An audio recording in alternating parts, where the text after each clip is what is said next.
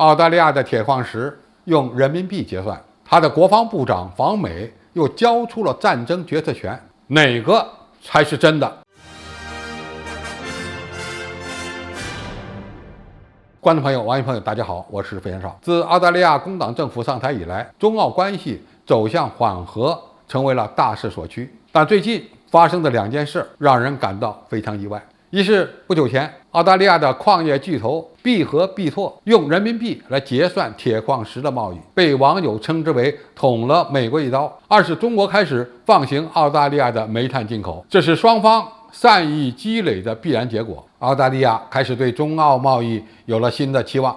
澳大利亚第一船用人民币结算的铁矿石最近在日照港靠泊，此后将会保持铁矿石美元销售和港口人民币现货交易的并行。这种贸易方式从实际上看推进了人民币的国际化，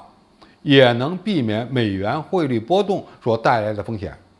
可以说对中澳两国都有实实在在的好处，当然会让美国不高兴。中国放行澳大利亚煤炭也具有标志性的意义，对中国来说可以缓解能源价格上涨所带来的压力。当然，这件事对澳大利亚而言也很开心，因为澳大利亚对华关系的核心就是从中国挣钱。但是谁也没有料到，那位被莫里森贴上侵华标签的澳大利亚新任国防部长随后就在美国开始了自己的表演。据澳大利亚人报报道，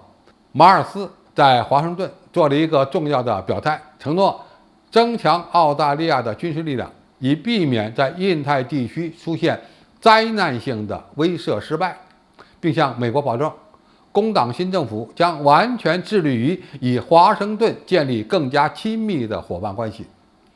他还警告说，战略环境将变得更加严峻，指的就是所谓的中国军事威胁在亚太地区的扩大。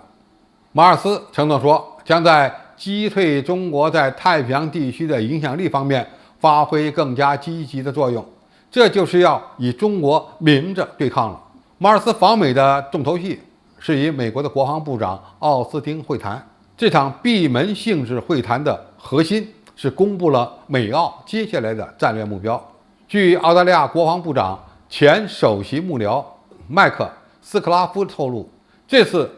美澳两军强调的互换性，其实质就是提升了美军在澳大利亚的指挥权。美国对于澳大利亚军事力量的独立指挥和控制意味着什么呢？这可能是一个极为危险的信号。一般来说，如果美澳合作也分为两个层级，那么澳大利亚保持独立自主的军事战略，利用美军增加自己的安全感，可以说是上策。而马尔斯这次所主张的澳大利亚军队交出指挥权，让其国防军变成了美军的外挂，或者说让澳大利亚变成了美国的一个军事基地，由此会给中澳关系带来一系列的问题。首先，他一边强调与中国恢复双边关系，一边呢拉着美国制衡中国，甚至呢不惜交出其军事指挥权。那么哪个才是真实的澳大利亚呢？其实都是，因为澳大利亚对华关系的本质就是以贸易为主，而它的安全战略完全依赖于美国。对澳大利亚来说，与中国保持正常的双边关系，只是为了发展两国的贸易；而与美国保持战略安全合作，并在军事层面遏制中国，才是其地缘政治中真正的目标。我们一定要认识到，澳大利亚与美国在价值观、基本文化甚至民族性上都是一体的。只要美国推动印太战略，澳大利亚就会成为对华军事遏制的关键力量。对中国来说，澳大利亚如何选择军事安全战略是他们自己的事儿，但是千万别惹中国，也就是不能主动挑衅中国，把中国视为对手或威胁，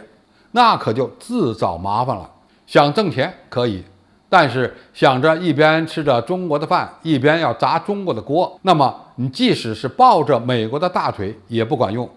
最后只能被收拾。杀鸡儆猴就是对某些澳大利亚政客最好的战略。好，今天的评述就到这里，谢谢大家收看，我们下期再见。